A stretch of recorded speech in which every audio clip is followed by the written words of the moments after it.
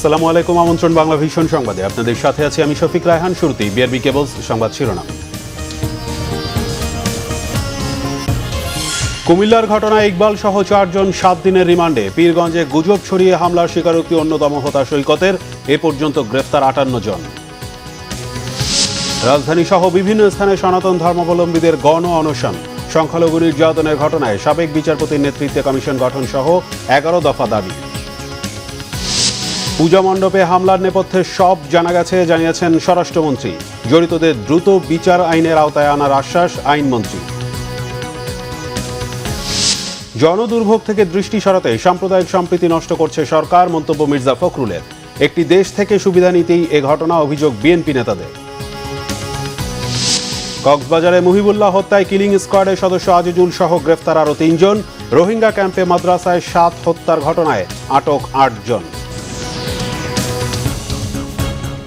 দেখছিলেন BRB cables সংবাদ শিরোনাম, এবারে বিস্তারিত।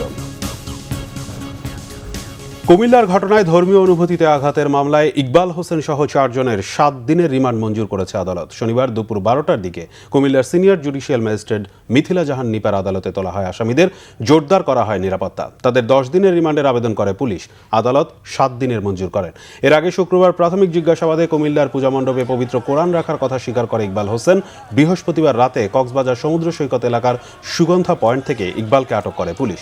মন্দিরে হামলা ও ভাঙচুরের ঘটনায় কুমিল্লার বিভিন্ন থানায় 9 মামলায় আসামি 791 জন।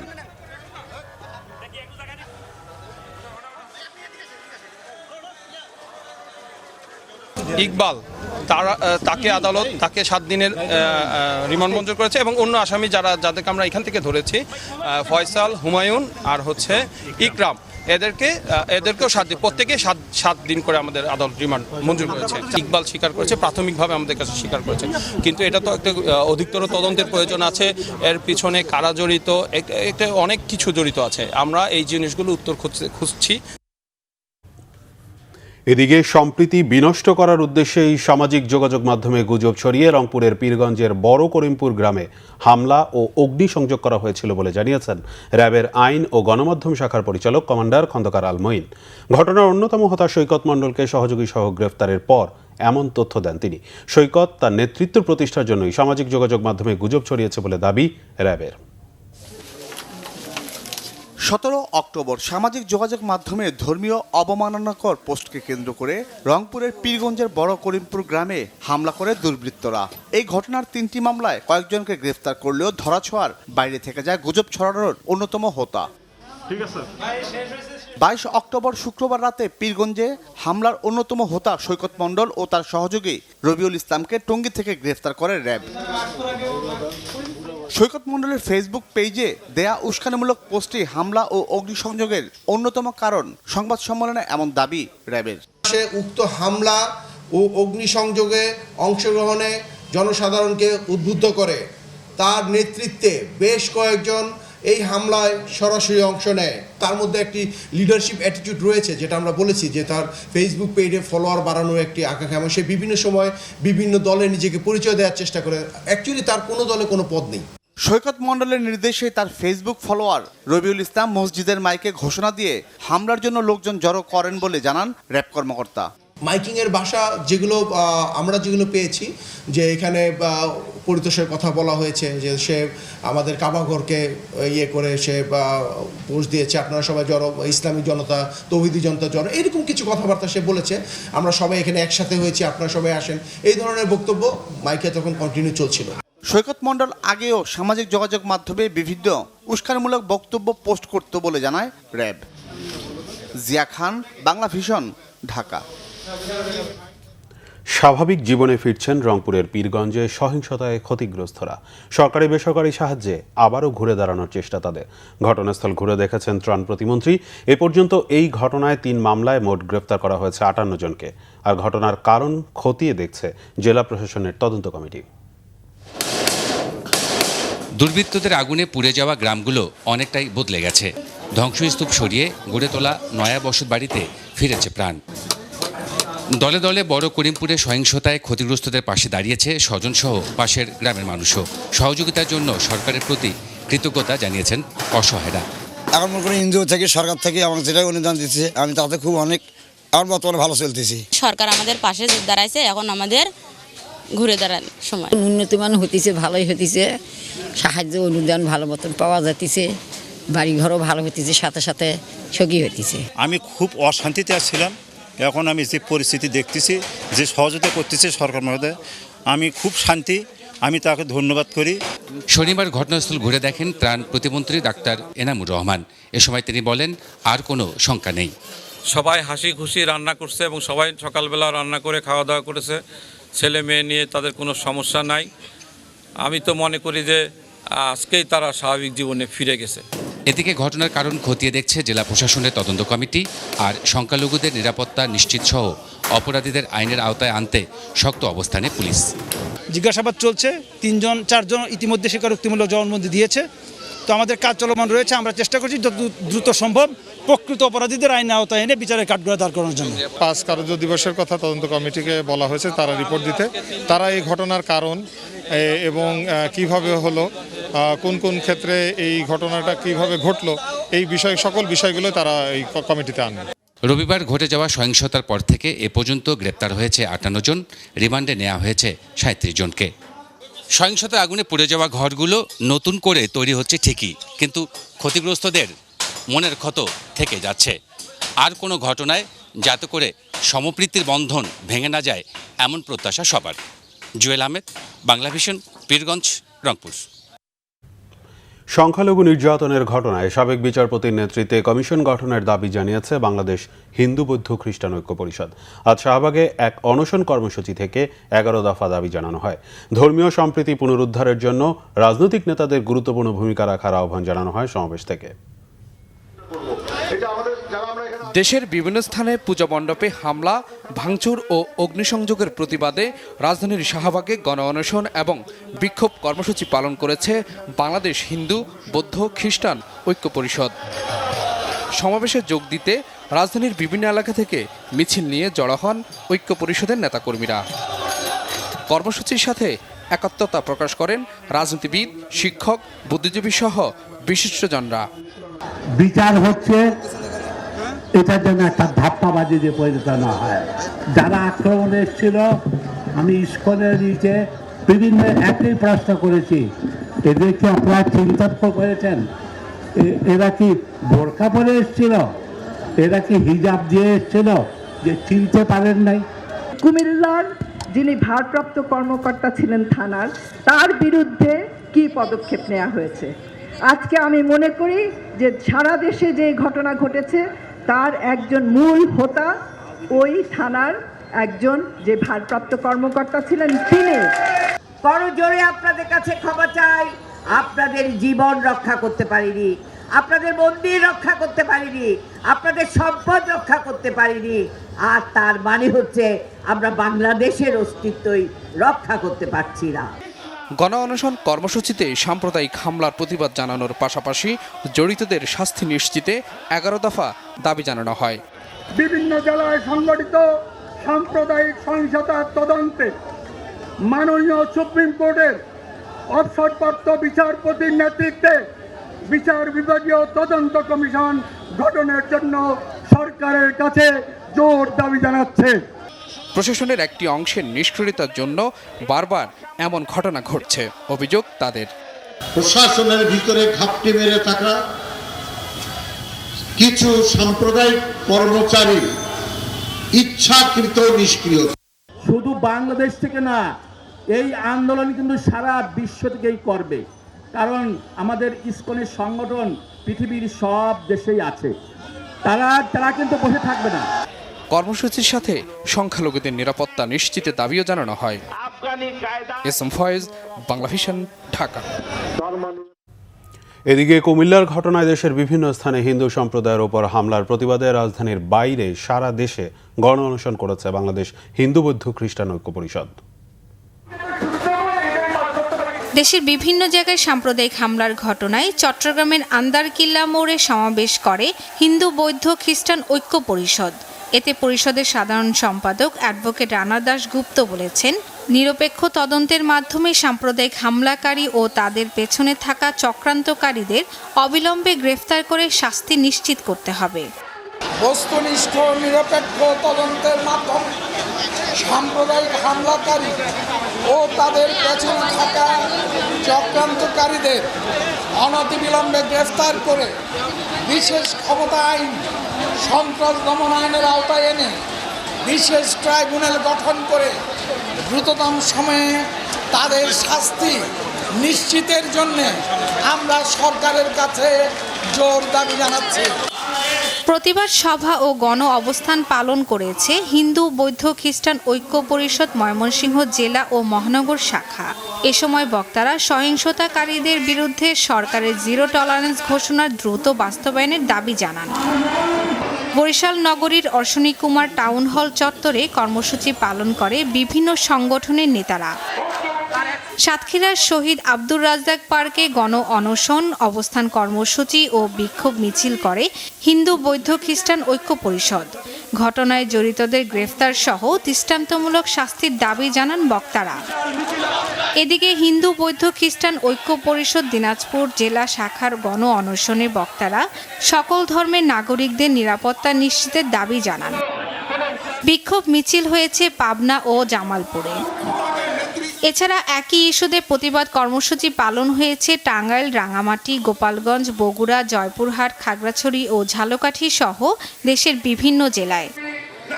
শর্মিলা কেয়া, বাংলাভিশন নিউজ ডেস্ক। স্বরাষ্ট্রমন্ত্রী আসাদুজ্জামান খান বলেছেন, পূজা মণ্ডপে হামলার নেপথ্যের সব কিছু বের করা হয়েছে। তাদের এমন শাস্তি দেয়া হবে যেন ভবিষ্যতে এই কাজ করতে হৃদয়ে কম্পন ওঠে। এদিকে আইনমন্ত্রী আনিসুল হক জানিয়েছেন, সাম্প্রদায়িক সম্প্রীতি বিনষ্টে যারা জড়িত দ্রুত বিচার আইনে তাদের বিচার হবে। ঢাকা পশ্চিম অঞ্চলের বীর মুক্তিযোদ্ধাদের সাথে মতবিনিময়ের আয়োজন করা হয় তেজগাঁও কলেজ অডিটোরিয়ামে। অনুষ্ঠানে ঢাকা, সাভার ও মানিকগঞ্জের মুক্তিযোদ্ধারা বিভিন্ন পাওয়া না পাওয়ার কথা তুলে ধরেন নেতৃবৃন্দের কাছে। প্রধান অতিথির বক্তব্যে স্বরাষ্ট্রমন্ত্রী বলেন, অসাম্প্রদায়িক বাংলাদেশে এবারই প্রথম পূজা মণ্ডপে হামলার ঘটনা ঘটেছে। এসব হামলার নেপথ্যের মূল হোতাদের চিহ্নিত করা হয়েছে। আমরা সব কিছু বের করে ফেলছি, সব লোককে চিহ্নিত করে আমাদের হাতে আমাদের আইন শৃঙ্খলা বাহিনীর কাছে তারা ধরা পড়েছে। আমরা কেন এই কাণ্ডটা ঘটিয়েছে সব আপনাদেরকে আমরা জানাতে সক্ষম হব। আইন অনুযায়ী যারা আমাদের চিহ্নিত হয়েছে তাদের ব্যবস্থা হবে, যাতে করে ভবিষ্যতে তারা এই ধরনের আর কোনোদিন এই ধরনের ষড়যন্ত্র করতে তাদের হৃদযন্ত্র একটু কম্পন ধরে সেইটার ব্যবস্থা আমরা করব। এদিকে বঙ্গবন্ধু আন্তর্জাতিক সম্মেলন কেন্দ্রে নবনিযুক্ত সাব রেজিস্ট্রারদের নবীনবরণ অনুষ্ঠানে আইনমন্ত্রী আনিসুল হক বলেছেন, সরকারের উন্নয়নকে বাধাগ্রস্ত করতেই সাম্প্রদায়িক হামলা হচ্ছে। এসব ঘটনায় তদন্ত প্রতিবেদন আসার পর দ্রুত বিচারের ব্যবস্থার আশ্বাস দেন তিনি। যেই মুহূর্তে তদন্ত শেষ হয়ে বিচারিক আদালতে আসবে, এটা তো আমি তো এখনই বলে দিলাম, এটা দ্রুত বিচার ট্রাইব্যুনালের মাধ্যমে এটা দ্রুত সমাপ্তি করা হবে। দীপন দেওয়ান, বাংলাভিশন, ঢাকা। আওয়ামী লীগ সাধারণ সম্পাদক ওবায়দুল কাদের বলেছেন, কুমিল্লার ঘটনায় বিএনপির অতি প্রতিক্রিয়া নিজেদের অপরাধ লুকানোর কৌশল। বলেন, গ্রেফতার ইকবালের বিষয়ে বিএনপি মহাসচিবের বক্তব্যে বোঝা যায় তার কাছে এ বিষয়ে অনেক তথ্য আছে। এদিকে তথ্য সম্প্রচার মন্ত্রী ডক্টর হাসান মাহমুদ বলেছেন, সরকার দ্রুততম সময়ে কুমিল্লার ঘটনার ব্যবস্থা নিলেও বিএনপি অপপ্রচার চালিয়ে যাচ্ছে। শনিবার নিজ বাসভবনে এক ব্রিফিংয়ে আওয়ামী লীগের সাধারণ সম্পাদক এবং সড়ক পরিবহন ও সেতুমন্ত্রী ওবায়দুল কাদের বলেছেন, ইকবাল হোসেনের গ্রেফতারে সবাই স্বস্তি জানালেও প্রশ্ন তুলেছে বিএনপি। অন্যদিকে তথ্য সম্প্রচার মন্ত্রী ডক্টর হাসান মাহমুদ সাম্প্রতিক ঘটনার প্রতিবাদে সুযোগ সন্ধানীদের বিষয়ে সবাইকে সতর্ক থাকার আহ্বান জানান। বিএনপির এই অতি প্রতিক্রিয়া বা আগ বাড়িয়ে কথা বলা তাদের নিজেদের অপরাধ লুকোনোর কৌশল কিনা। বিএনপির দ্বিচারিতা সম্পর্কে দেশের মানুষ ভালো করেই জানেন। বিএনপি মহাসচিব প্রশ্ন তুলেছেন, গ্রেপ্তার হওয়া যুবক এতদিন কোথায় ছিল, কারা তাকে সেখানে নিল। মির্জা ফখরুলের কথায় মনে হচ্ছে ফখরুল সাহেবের কাছে ইকবালের বিষয়ে অধিকতর তথ্য রয়েছে। আমরা বিএনপির মহাসচিবকে প্রশ্ন রাখতে চাই, আপনি তথ্য প্রমাণ দিয়ে বলুন এ কদিন কোথায় ছিল এবে। প্রতিবাদ হতে পারে, কিন্তু প্রতিবাদ যেন এমন না হয় যে জনগণের ভোগান্তি হয় কিংবা জনগণ বিরক্ত হয় কিংবা মৌলবাদীরা আবার সুযোগ করে নিতে পারে, ধর্মান্ধ গোষ্ঠী যেন আবার সুযোগ করে নিতে পারে, এই ধরনের কিছু হওয়া সঠিক সমীচীন নয় বলে আমি মনে করি। মির্জা ফখরুল ইসলাম আলমগীর সাহেবের প্রথম থেকে বক্তব্য মনে হচ্ছে যে ঠাকুর ঘরে কেড়ে আমি কলা খাই না। ওনার বক্তব্যটা ঠিক সেরকম। ওনারাই রাজনৈতিক উদ্দেশ্যে এই ঘটনা ঘটিয়ে তারা আবার নানা ধরনের বিভ্রান্তি ছড়ানোর চেষ্টা করছে। এদিকে চট্টগ্রামে সাম্প্রদায়িকতার বিরুদ্ধে দলের নেতাকর্মীদের সজাগ থাকার নির্দেশ দিয়েছেন আওয়ামী লীগের যুগ্ম সাধারণ সম্পাদক মাহবুবুল আলম হানিফ। কেন আজকে আমাদের এই সাম্প্রদায়িকতা? এটা একটাই কারণ, এই ধর্মীয় ভিত্তিক সাম্প্রদায়ের বীজ বাপ ছড়িয়ে দেশের মধ্যে অস্থিতিশীল পরিবেশ করে রাজনীতির ফায়দা হাসিল করতে চাই। 1975 সালে 15 আগস্ট জাতির বিরুদ্ধে হত্যার মধ্য দিয়ে যারা রাষ্ট্র ক্ষমতা দখল করলেন, সেই 71-এর পরের শক্তির তার দোসর জিয়া রহমান রাষ্ট্র ক্ষমতা দখল করেই এই স্বাধীন বাংলাদেশে সাম্প্রদায়িকতার বীজ বপন করলেন। বিএনপির ক্ষমতার সময় দেশের সাম্প্রদায়িকতার শেকড় শক্ত হয়েছে বলেও অভিযোগ করেন হানিফ। রিশান নাসরুল্লাহ, বাংলাভিশন, ঢাকা। সরকার পরিকল্পিতভাবে দেশের সাম্প্রদায়িক সম্প্রীতি নষ্ট করছে বলে অভিযোগ করেছেন বিএনপির মহাসচিব মির্জা ফখরুল ইসলাম আলমগীর। জনদুর্ভোগ থেকে দৃষ্টি সরাতে এটি করা হচ্ছে বলেও মন্তব্য করেন তিনি। পরিস্থিতি উত্তরণে দল নিরপেক্ষ সরকারের অধীনে নির্বাচন বাস্তবায়নে বৃহত্তর ঐক্যের আহ্বান জানান বিএনপি নেতারা। ভাষা সৈনিক অলি আহাদের নবম মৃত্যুবার্ষিকী উপলক্ষে আলোচনা সভা হয় জাতীয় প্রেস ক্লাবে। এতে মির্জা ফখরুল ইসলাম আলমগীর অভিযোগ করেন, দেশে নির্মম রাজনৈতিক পরিবেশ বিরাজ করছে, ক্ষমতাসীনরা বিভাজনের রাজনীতি করছে বলে মন্তব্য করেন তিনি। পরিস্থিতি উত্তরণে বৃহত্তর ঐক্যের জন্য বিএনপি কাজ করছে বলেও জানান দলটির মহাসচিব। এই দেশকে এখন এরা একেবারে সর্বনাশ করে ফেলেছে। এর বিভাজন এমন একটা জায়গায় নিয়ে চলে গেছে যেখানে হিন্দু মুসলমান সাম্প্রদায়িক দাঙ্গা বলুন, সাম্প্রদায়িক সম্প্রীতির অভাব বলুন, শুধু সেই ক্ষেত্রে না, সর্বক্ষেত্রে আসুন না আমরা একসাথে এক হয়ে ঐক্যবদ্ধ হয়ে আমরা আমাদের ন্যূনতম যে 1971 সালের যুদ্ধের যে আশা আকাঙ্ক্ষা স্বপ্নগুলো ছিল সেগুলোকে আবার ফিরিয়ে আনার জন্য যেটা আমরা অর্জন করেছিলাম, আমরা একখানে একটা লড়াই করি, সংগ্রাম করি। এদিকে দ্রব্যমূল্যের ঊর্ধ্বগতির প্রতিবাদে জাতীয় প্রেস ক্লাবের সামনে মানববন্ধন করেছে ঢাকা মহানগর দক্ষিণ বিএনপি। এতে বিএনপি চেয়ারপারসন বেগম খালেদা জিয়ার মুক্তিসহ নির্দলীয় সরকারের অধীনে নির্বাচনের দাবি জানান নেতারা। সাম্প্রদায়িক সম্প্রীতি নষ্টের জন্য সরকারকেই দায়ী করেন তারা। বাংলাদেশ হাজার বছরের স্বীকৃত সাম্প্রদায়িক সম্প্রীতির একটা সংস্কৃতির অধিকারী। এই দেশে এই ধরনের দাঙ্গা বিশেষ দু এক সময় ছাড়া কখনো হয় নাই, অথচ এইবার পরিকল্পিতভাবে করা হলো। আমরা এটার তীব্র নিন্দা জানাই এবং যাতে এই সুযোগ নিয়ে আপনার বিএনপি নেতৃবৃন্দকে গ্রেপ্তার করার চেষ্টা করতেছে, এই কাজটা করবেন না। সঠিক যে বিষয়টা তা বের করে আনুন। আর এই যে দাঙ্গা, এই দাঙ্গার মাধ্যমে আপনার দৃষ্টি ফেরানোর চেষ্টা করছেন। এদিকে ঢাকা রিপোর্টার্স ইউনিটিতে এক আলোচনায় অবিলম্বে ক্ষমতাসীনদের পদত্যাগ করে নির্দলীয় সরকারের অধীনে নির্বাচনের দাবি জানান বিরোধী নেতারা। তারা বলেন, গণতান্ত্রিক অধিকার আদায়ে লড়াই চালিয়ে যেতে হবে। আমরা একটা স্বাধীন সার্বভৌম রাষ্ট্র, আমাদের সেই যোগ্যতা নিয়ে বাঁচতে চাই এবং সেটার একটাই শর্ত, দেশে গণতান্ত্রিক পরিবেশ থাকতে হবে, কথা বলতে হবে, কথা বলতে দিতে হবে। না হলে আমার পেটেই ভাবতে আমি কি যুদ্ধ করব? আমার সমস্যা আছে, বলতেই পারছি না, তাহলে আমি কীরকম করে লড়াই করব? এই কারণেই আমাদেরকে লড়াই করতে হবে গণতন্ত্রের জন্য, এবং সেই লড়াইয়ের শপথ নিয়েই আপনারা যেখানে যেভাবে আছেন সেইভাবে লড়াইটা করবার চেষ্টা করবেন। অনুষ্ঠানে সাবেক মন্ত্রী অবিভক্ত ঢাকার শেষ মেয়র রণাঙ্গনের মুক্তিযোদ্ধা সাদেক হোসেন খোকাকে মরণোত্তর সম্মাননা প্রদান করে বাংলাদেশ জাতীয় মানবাধিকার সমিতি। সাদেক হোসেন খোকার সন্তান ও বিএনপি নেতা ইঞ্জিনিয়ার ইশরাক হোসেন আনুষ্ঠানিকভাবে সম্মাননা গ্রহণ করেন। সিকান্দার রেমান, বাংলাভিশন, ঢাকা। বিএনপি নেতারা বলেছেন, সরকারের ইন্ধন আর পৃষ্ঠপোষকতায় কুমিল্লায় সাম্প্রদায়িক সহিংসতা হয়েছে। তাদের অভিযোগ, হিন্দু মুসলমানের মাঝে অশান্তি তৈরি করে একটি দেশ থেকে সুবিধা নিতেই সরকার পূজা মণ্ডপে হামলার ঘটনা ঘটিয়েছে।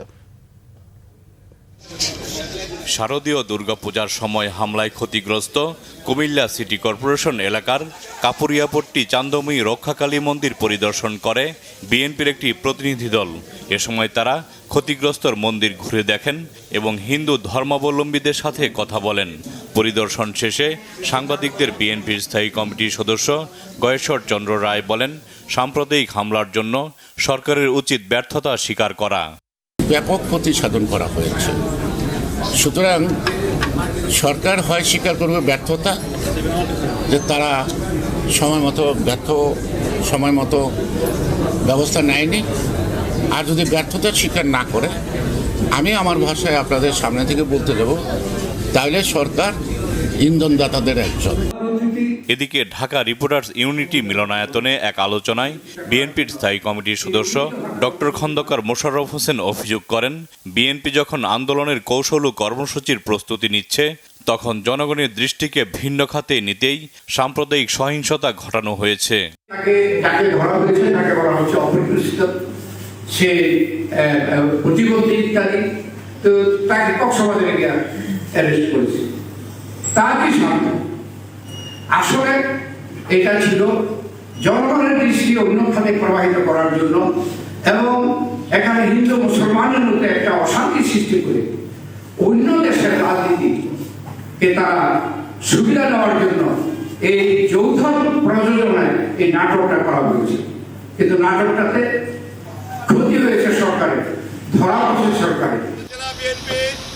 অন্যদিকে বনানীতে পরিচিতি সভা করে ভোলার লালমোহন উপজেলা বিএনপির নতুন আহ্বায়ক কমিটি।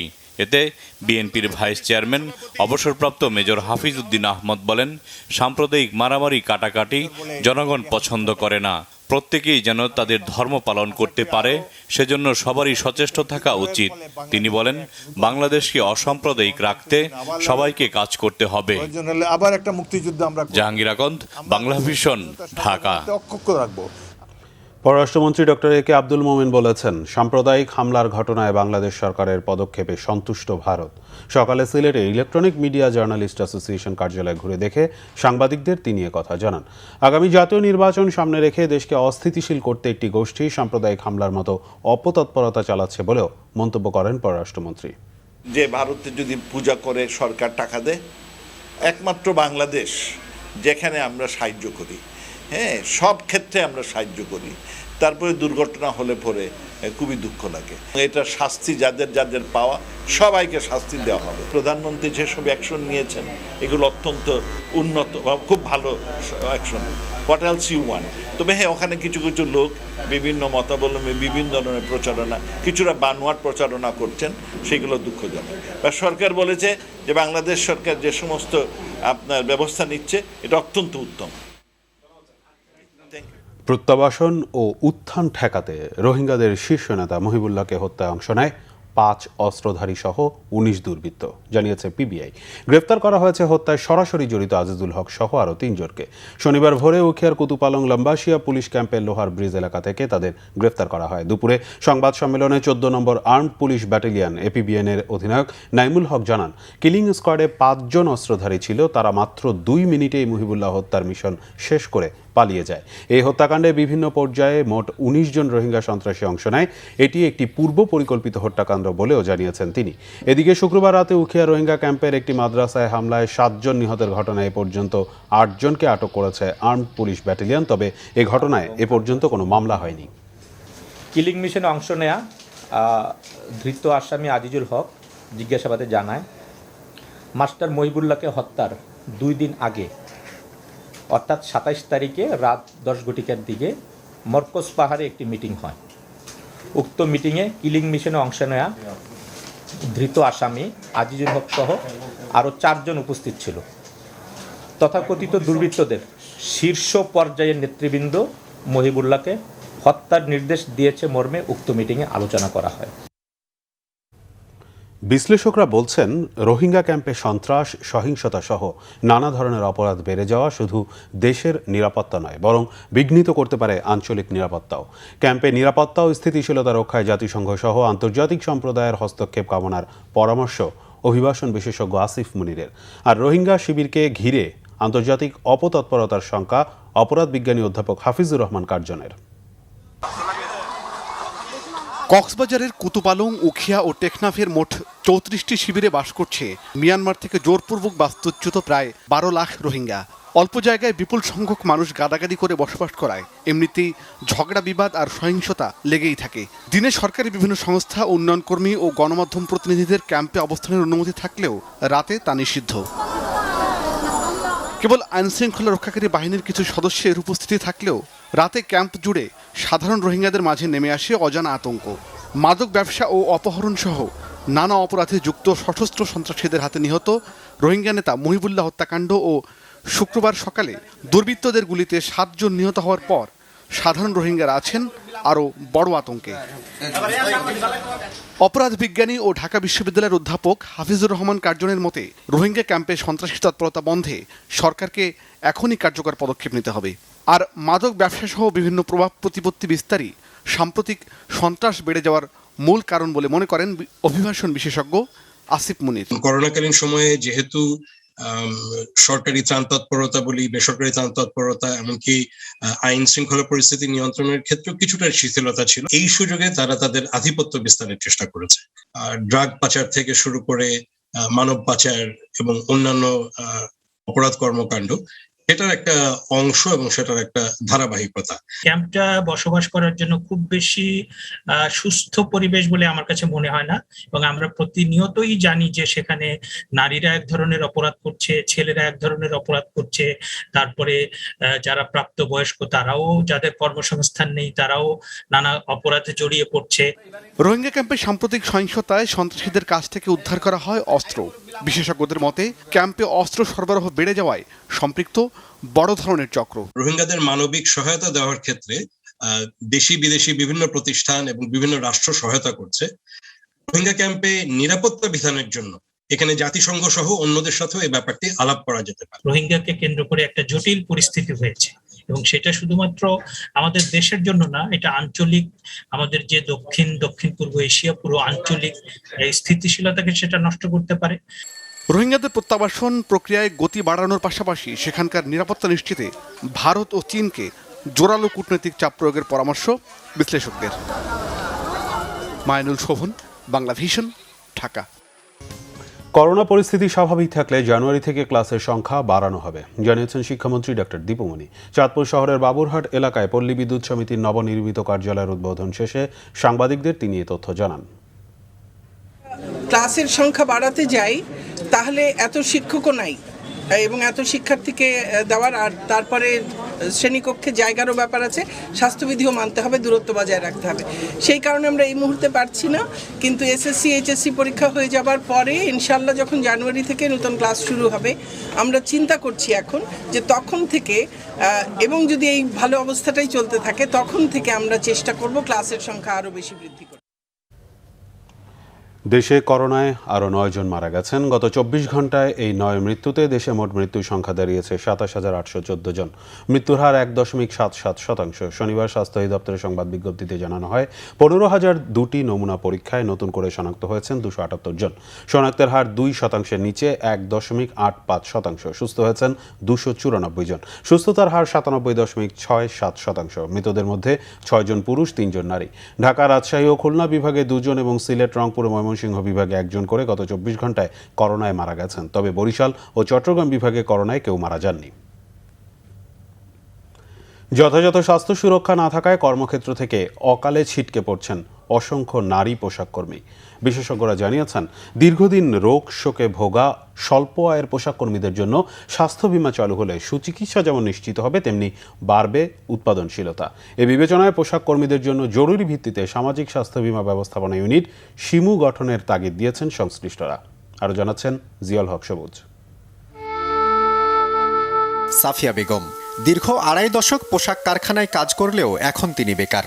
অল্প বয়স থেকে জীবনের বড় সময় কারখানায় কাটালেও শরীরে নানা অসুখ দানা বাঁধায় অকালে পড়েছে বার্ধক্যের ছাপ। বহুকালের থেকে কাজ করতে করতে করতে করতে এই পর্যন্ত আইছি। এখনও বর্তমানে ঘরে বসেই আছি। বর্তমানে এখন ঘরে বসা, এখন অসুস্থ, এখন ঘরে বসা। সাফিয়ার মতো পরিণতি এখন আরও অনেক নারীর। কাজের চাপে নাওয়া খাওয়া ভুললেও এড়াতে পারেননি অসুখ বিসুখ, অর্থাভাবে জোটেনি তেমন চিকিৎসাও। মেশিন অপারেটর, মেশিনে কাজ করার মতো আমার আর কি ক্ষমতা একটু কমে গেছে। প্রোডাকশন আগে যা দিতাম তার চেয়ে কমে গেছে। শরীর অসুস্থ, কাজ কাম করতে পারি না, এর কারণে চাকরি চলে গেছে। একটু শরীর সুস্থ হতো, কাজ করতাম। তারপর যখন দেখলাম টাকাও নেই, ওষুধও খাইতে পারি না, কাজও করতে পারি না। সুচিকিৎসার অভাবে আরও অনেক নারী কর্মীকে ছেড়ে আসতে হচ্ছে কর্মস্থল। ৪২ লাখ শ্রমিকের পোশাক শিল্পে একসময় প্রায় ৯০% নারী কর্মী থাকলেও সেই অনুপাত এখন নেমেছে ৬০%। বিশ্লেষকরা বলছেন, পোশাক কর্মীদের জন্য স্বাস্থ্য বিমা চালু হলে অসুস্থতাজনিত অনুপস্থিতি কমবে, বাড়বে উৎপাদন দক্ষতাও। ফ্যাক্টরি সাইড থেকে মাল্টিপল বেনিফিটস আছে যদি এই সিস্টেমটা চালু রাখা যায়। Social health insurance management unit, Shimu নামে যদি এরকম একটা ম্যানেজমেন্ট ইউনিট গঠন করা যায় ইন্টেরিয়াম পিরিয়ডে, যে ওয়ার্কারগুলো কাজ করতেছে তাদেরকে যদি আমরা হেলদি রাখতে পারি, তাহলে একদিকে যেরকম তাদের বেনিফিট, ওয়ার্কারদের বেনিফিট, অন্যদিকে সেটা হলো ফ্যাক্টরির প্রচুর বেনিফিট, কারণ তাদের প্রোডাক্টিভিটি জায়গা গেইন করে। শ্রমিক সংগঠনের নেতারাও বলছেন, কিছু কারখানায় পরীক্ষামূলকভাবে চালু হওয়া স্বাস্থ্য বিমার সুফল অন্য শ্রমিকের মাঝেও পৌঁছাতে হবে। এজন্য বিমার প্রিমিয়াম দিতেও রাজি তারা। ক্ষেত্রে মালিকদের স্বার্থেই হোক, আর তাদের দেশের শিল্পের স্বার্থে হোক, আর রপ্তানি আয়ের স্বার্থে হোক, শ্রমিকদের অবশ্যই স্বাস্থ্যসেবা নিশ্চিত করার জন্য তাদের হেলথ ইন্স্যুরেন্স হোক, হেলথ কার্ড হোক, এই জাতীয় কার্যক্রম অবশ্যই এখন সময়ের প্রয়োজন। তবে যাদের উপর নির্ভর করছে স্বাস্থ্য বিমার সাফল্য, সেই কারখানার মালিকদের তেমন একটা আগ্রহ নেই। আগে যেটা আমরা গ্রুপ বিমা করতাম, সেই গ্রুপ বিমার পরিবর্তে ওই বিমার ইয়েটা কিন্তু এখন আমাদের সেন্ট্রাল ফান্ডে আছে। সুতরাং আলাদা শিমু গঠন করা শুধু গার্মেন্ট সেক্টরের জন্য আমি মনে করি এটা প্রয়োজন আছে। আর যদি করতে হয় তাহলে ওই সেন্ট্রাল ফান্ডের অধীনেই হতে পারে, সেটা আলাদাভাবে গঠন করার কোনো প্রয়োজন নাই। শুধু পোশাক কর্মী নয়, অন্য খাতের অবহেলিত শ্রমিকদের চিকিৎসার জন্য সমন্বিত বিমা ব্যবস্থা চালুর উপর জোর দিয়েছেন বিশ্লেষকরা। জিয়াউল হক সবুজ, বাংলা ভিশন, ঢাকা। সিরাজগঞ্জে রবীন্দ্র বিশ্ববিদ্যালয়ের 14 শিক্ষার্থীর চুল কেটে দেওয়ার ঘটনায় শিক্ষিকা ফারহানার স্থায়ী বহিষ্কারের দাবিতে আবারও আন্দোলনে নেমেছে শিক্ষার্থীরা। অনশন ও লাগাতার অবস্থান ধর্মঘটের ঘোষণা দিয়েছে তারা। এই বিষয়ে সিদ্ধান্ত ছাড়াই বিশ্ববিদ্যালয়ের সিন্ডিকেট বৈঠক মুলতবি করার ঘটনায় ক্ষুব্ধ শিক্ষার্থীরা। দুটি গ্রুপে ভাগ হয়ে শাহজাদপুরের কান্দারপাড় প্রশাসনিক ভবনের সামনে অনশন ও বিসিক বাস স্ট্যান্ড এলাকার শাহজাদপুর মহিলা ডিগ্রি কলেজের একাডেমিক ভবনের সামনে অবস্থান ধর্মঘট কর্মসূচি পালন করছে তারা। এতে আবারও উত্তপ্ত হয়ে উঠেছে বিশ্ববিদ্যালয় ক্যাম্পাস। এদিকে চুল কাটার ঘটনায় তদন্ত কমিটি বৃহস্পতিবার বিকেলে বিশ্ববিদ্যালয়ের দায়িত্বপ্রাপ্ত ভিসি ও ট্রেজারার আব্দুল লতিফের কাছে আনুষ্ঠানিকভাবে তদন্ত প্রতিবেদন দাখিল করেছে। 26 সেপ্টেম্বর পরীক্ষার হলে ঢোকার সময় 14 ছাত্রের মাথার চুল কেটে দেন বলে অভিযোগ শিক্ষিকা ফারহানা ইয়াসমিনের বিরুদ্ধে।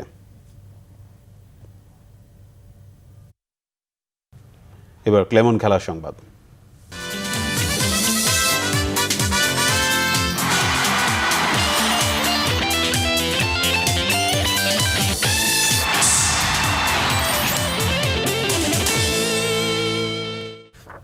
ফুটবল। শ্রীলঙ্কায় 4 জাতি ফুটবলের জন্য মারিও লেমসকে বাংলাদেশ দলের নতুন অন্তর্বর্তীকালীন কোচ হিসেবে চূড়ান্ত করেছে বাফুফে। অনুশীলন ক্যাম্প শুরু 25 অক্টোবর। জাতীয় ফুটবল দল ব্যবস্থাপনা কমিটির সভায় নেওয়া হয় এই সিদ্ধান্ত। জেমিডেকে অব্যাহতি দেওয়ার পর সাফ ফুটবলে বাংলাদেশ দলের অন্তর্বর্তীকালীন কোচের দায়িত্ব পালন করেন বসুন্ধরা কিংসের কোচ অস্কার ব্রুজন। সাফ ফুটবলে ব্রুজনের কোচিংয়ে সন্তুষ্ট হয়ে নভেম্বরে শ্রীলঙ্কায় 4 জাতি ফুটবলের জন্য তাকে চেয়েছিল বাফুফে, কিন্তু ব্যক্তিগত ও পারিবারিক ব্যস্ততায় ব্রুজন অপারগতা জানানোয় সমস্যায় পড়ে ফেডারেশন। স্বল্প সময় নতুন কোচ খুঁজে পাওয়া কঠিন, তাই আবাহনীর কোচ মারিও লেমসের সাথে আলোচনায় তার কাঁধে দেয়া হয় জাতীয় দলের দায়িত্ব। লেমসের সাথে থাকছেন দেশীয় কোচিং স্টাফরা। আমাদের জাতীয় দলের আবারও অন্তর্বর্তীকালীন দায়িত্ব হিসেবে কোচ হিসেবে আমরা মারিও লেমসকে দায়িত্ব দিচ্ছি এবং তার সাথে বাকি কোচিং স্টাফ আমাদের ঠিক করা হচ্ছে। যেহেতু সে বাংলাদেশে কাজ করেছে, সেও চ্যাম্পিয়ন রানার্স আপ হয়েছে, তারও কিছু প্লেয়ার চেনা আছে, সব প্লেয়ারকেই সে চিনে, সব ক্লাবগুলোকে সে চিনে। সুতরাং যেহেতু সে 3 বছর বাংলাদেশে ইতিমধ্যে কাজ করেছে। ক্যাম্প আমরা টার্গেট করতেছি ইনশাল্লাহ 25 তারিখ থেকে শুরু করব। মারিও লেমসের কোচিংয়ে গত 2 বছরে বলার মতো সাফল্য নেই আবাহনীর। তারপরও এই পর্তুগিজ কোচই আস্থা বাফুফের। জাতীয় দলের আক্রমণ ভাগের দুর্বলতা কাটাতে বাংলাদেশের নাগরিকত্ব পাওয়া নাইজেরিয়ান ফরওয়ার্ড এলিটা কিংসলেকে নিয়ে আশাবাদী ফেডারেশন। তবে এএফসি থেকে এখনও মেলেনি কিংসের আন্তর্জাতিক ম্যাচ খেলার অনুমতি। শীঘ্রই এর সমাধান হবে জানান জাতীয় দল ব্যবস্থাপনা কমিটির চেয়ারম্যান। তিনি আরও জানান জাতীয় দলের জন্য খোঁজা হচ্ছে ভালো মানের নতুন কোচ। এটা আমরা আশা করছি 1-2 দিনের মধ্যে আপনাদের জানাতে পারবো। বেসিক্যালি কিছু আপডেট থাকবে আমাদের। সে ন্যাশনাল টিমে কত কল পেয়েছে, আবার এই 5 জনের মধ্যে সে কল পেতে পারে। ক্লিয়ারেন্সটা যদি আমরা পাই ফুললি তখন সেটা করতে পারবো। আজকে থেকে সেই প্রক্রিয়া শুরু করেছি লং টার্ম কোচ নেওয়ার জন্য, কারণ অন্তর্বর্তীকালীন কোচ দেওয়া আমাদের কোনো একটা চিরস্থায়ী ব্যবস্থা হতে পারে না। ফিফা উইন্ডোতে 8 থেকে 17 নভেম্বর পর্যন্ত বাংলাদেশ, মালদ্বীপ, সেশেলস ও স্বাগতিক শ্রীলঙ্কাকে নিয়ে হবে 4 জাতীয় ফুটবল টুর্নামেন্ট। আমাদের টিমের জন্য অনেক কিছু। মানিক মাহমুদ, বাংলা ভিশন, ঢাকা। জন্য সামনের দিনে সংবাদ শেষ করব। বিআরবি কেবল শিরোনামগুলো আরেকবার জানি। কুমিল্লার ঘটনায় ইকবাল সহ 4 জন 7 দিনের রিমান্ডে। পীরগঞ্জে গুজব ছড়িয়ে হামলার স্বীকারোক্তি অন্যতম হোতা সৈকতে। এ পর্যন্ত গ্রেফতার 58 জন। রাজধানী সহ বিভিন্ন স্থানে সনাতন ধর্মাবলম্বীদের গণ অনশন। সংখ্যালঘু নির্যাতনের ঘটনায় সাবেক বিচারপতির নেতৃত্বে কমিশন গঠন সহ 11 দফা দাবি। পূজা মণ্ডপে হামলার নেপথ্যের সব জানা গেছে জানিয়েছেন স্বরাষ্ট্রমন্ত্রী। জড়িতদের দ্রুত বিচার আইনের আওতায় আনার আশ্বাস আইনমন্ত্রী। জনদুর্ভোগ থেকে দৃষ্টি সরাতে সাম্প্রদায়িক সম্প্রীতি নষ্ট করছে সরকার, মন্তব্য মির্জা ফখরুলের। একটি দেশ থেকে সুবিধা নিতেই এ ঘটনা, অভিযোগ বিএনপি নেতাদের। কক্সবাজারে মুহিবুল্লাহ হত্যায় কিলিং স্কোয়াডের সদস্য আজিজুল সহ গ্রেফতার আরও 3 জন। রোহিঙ্গা ক্যাম্পে মাদ্রাসায় 7 হত্যার ঘটনায় আটক 8 জন। এই ছিল এখনকার মতো। পরের সংবাদ রাত 10:30টায় দেখার আমন্ত্রণ রইল। এছাড়া বাংলা ভিশন সংবাদ ও সংবাদ সংশ্লিষ্ট অনুষ্ঠান দেখতে ভিজিট করুন www.bvnews24.com ও facebook.com/banglavisionnews এবং সাবস্ক্রাইব করুন youtube.com/banglavisionnews। এতক্ষণ সাথে থাকায় ধন্যবাদ।